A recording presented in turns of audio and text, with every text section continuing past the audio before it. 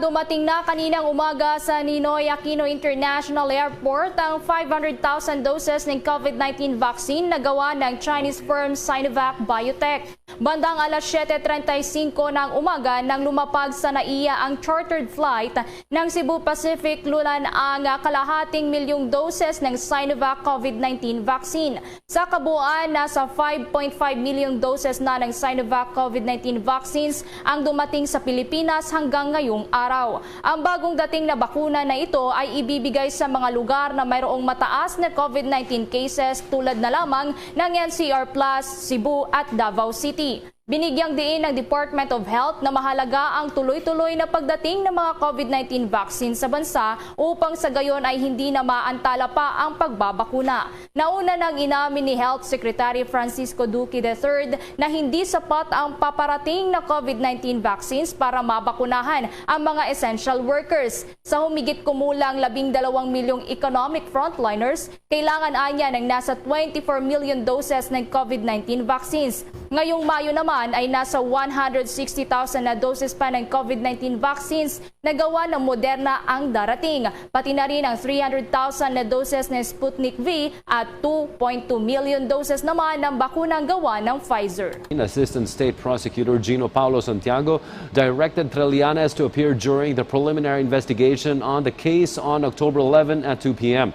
The case arose from the charges filed by Guillermina Barrido, also known as Guillermina Arcillas, who claimed that she was kidnapped and detained from December 6 to 21, 2016, and placed in a convent to force her to sign a ready-made affidavit maligning President Rodrigo Duterte.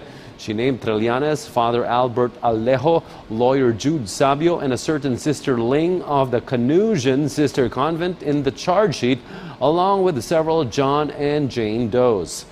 Trelianes and Alejo, in separate statements, denied the charges. That it actually nullified or declared void ab initio, all right, the issuance of the amnesty to Senator Trelianes, as if it never existed, never been valid for non-compliance with certain mandatory requirements for the availment of that amnesty. So, binaliwala ito as if it never existed. It's not, something that was given and being taken back. All right? It's a declaration that it was void from the moment that it was issued.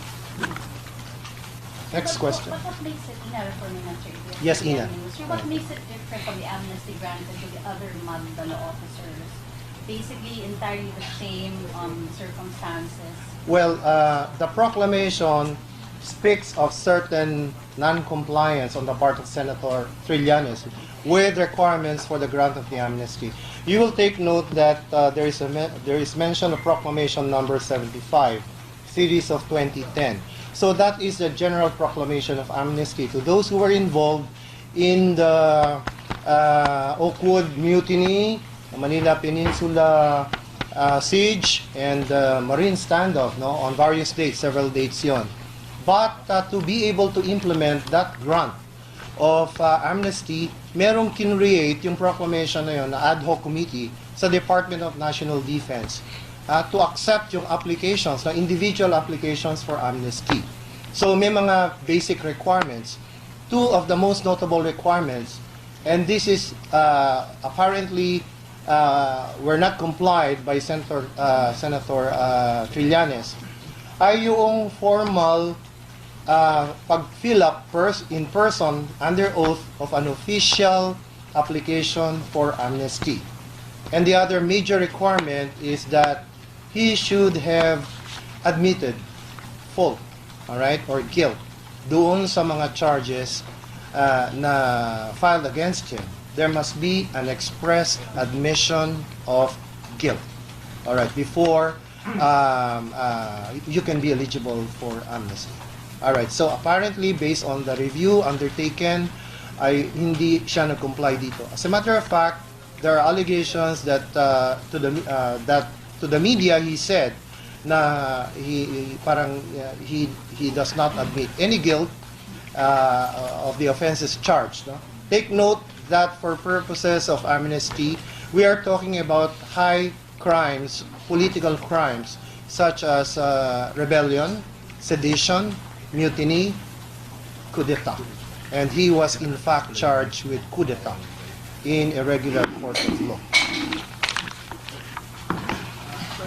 Yes, please. Please identify yourself. General Kulay po, Bomborado. Sir, maliban kay Senator Trelianes, may kasama ba siya dyan? For now, the proclamation only covers him, no. But I believe that maybe others who might be similarly situated are also yung kanilang applications might have are also being reviewed. No? Not too sure about that, but I suppose that since there is a review ongoing, it might include not only Senator Trelianes but also the others. Jeff, Domingo po. Hi, Jeff. May interview yata si Trelianes kanina. Parang sabi niya, meron daw siyang certificate. So, ibig sabihin, nabigyan siya ng ano. Wala siyang, parang nag-comply siya sa mga requirements. Well, let him just show it. No, what we're saying is yung requirement of an application under oath does not exist in the records, and that there are no records either of any admission of guilt on his part, no, for the charges filed against him. Sir, Lian Buwan of Rappler.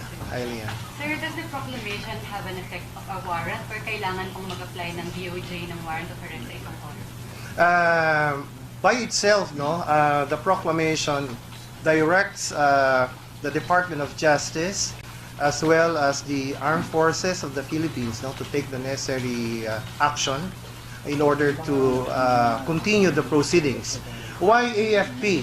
Because apart from the criminal complaint for coup d'etat pending with the Makati Regional Trial Court, at the time of the issuance of the amnesty or of the proclamation granting the amnesty, ay meron ding court-martial proceedings ongoing before the Department of National Defense or Armed Forces on the matter of the mutiny, conduct unbecoming of an officer, and so forth and so on.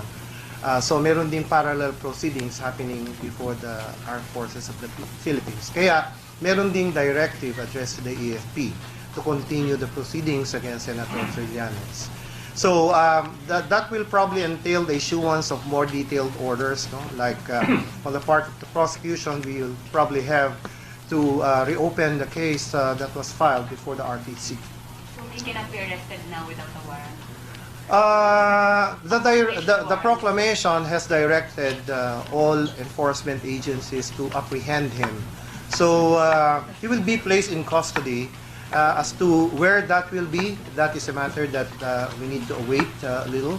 And maybe for now, if he's attending sessions at the Senate can probably put him under its custody in the meantime. The issue on legislative immunity does not rise in this case.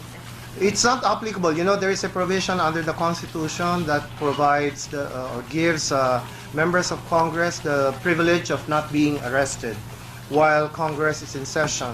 But take note that that will apply only if the offense charge is punishable by an imprisonment of not more than 6 years. So yun lang ang applicable yung privilege na yun. If the offense carries a penalty not exceeding 6 years. But coup d'etat carries the penalty of life imprisonment, and for that reason is non-bailable.